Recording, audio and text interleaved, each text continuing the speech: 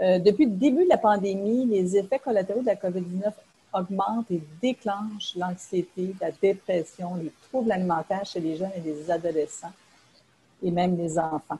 La situation est vraiment inquiétante. C'est dans cette optique-là que nous avons mis en place une campagne d'urgence qui se nomme Propulsons la recherche sur la santé mentale. Et notre priorité est d'amasser des fonds rapidement pour un projet que nous souhaitons financer qui aura évidemment un impact concret chez les jeunes. Sur ce, je vous présente Dr Richard Bélanger, pédiatre, chercheur universitaire clinicien de l'Université de Laval, travaille sur un projet de recherche sur la santé mentale et soit le trouble du déficit de l'attention et qu'il co-dirige avec le Dr Slim Haddad, chercheur également, professeur titulaire également à l'Université de Laval. Mais j'aimerais que vous nous expliquiez, Dr Bélanger, en quoi consiste véritablement votre projet. Bonjour, Mme Saint-Pierre. Nous, à l'intérieur d'un projet qui était déjà en cours à l'intérieur de l'Est du Québec depuis 2016, un projet qui se nomme Compass Québec, on suit depuis déjà quelques années la santé des jeunes, particulièrement leur santé mentale depuis 2018, ainsi que la présence d'un trouble déficitaire de l'attention. De par la structure du projet, on est capable pas uniquement de faire des photos de l'état de la santé mentale des jeunes, mais des vidéos, ce qui nous permet en fait de suivre l'évolution de la santé mentale au point de vue individuel.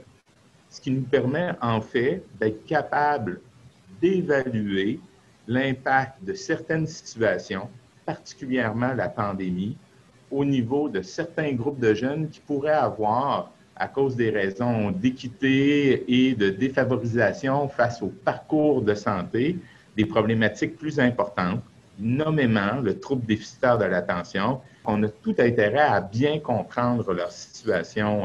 En fait, je pense que vous n'êtes pas seul dans votre projet. J'imagine que vous avez plusieurs collaborations. Peut-être nous dire à quelle ampleur ce projet-là prend avec ces collaborations-là?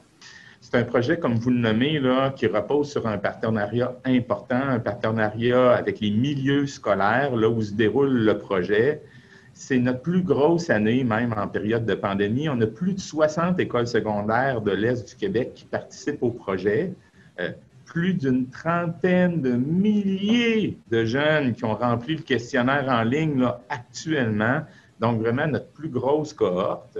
À l'intérieur de ça, plusieurs des jeunes complètent le projet depuis déjà plusieurs années, ce qui nous permet d'effectuer un peu ces films-là. Mais il y a les milieux scolaires et en même temps, on a un fort partenariat avec les directions régionales de santé publique, en fait 3 directions régionales, qui nous permettent en fait de produire des données que les équipes scolaires et les équipes de santé publique vont utiliser à la suite pour offrir des services ou adapter des interventions à partir des données sur l'état de santé des jeunes qu'ils servent. Je suis le chercheur principal du projet parce qu'on a la chance d'avoir un projet qui est pan-canadien, Compass Canada, qui lui a débuté en 2012, et donc Compass Québec est l'aile québécoise, Scott Letterdale. Finalement, juste pour terminer, auriez-vous quelque chose à dire à nos donateurs avant de quitter? En fait, la recherche pédiatrique, et là, je suis un clinicien des adolescents, particulièrement la recherche sur la santé mentale des adolescents, est extrêmement important dans le contexte actuel. Il faut se séparer de l'anecdote, bien qu'elle est toujours véridique. Elle pourrait amener les intervenants, les investisseurs, les groupes qui interviennent auprès des adolescents à prendre des décisions qui ne sont pas les plus appropriées.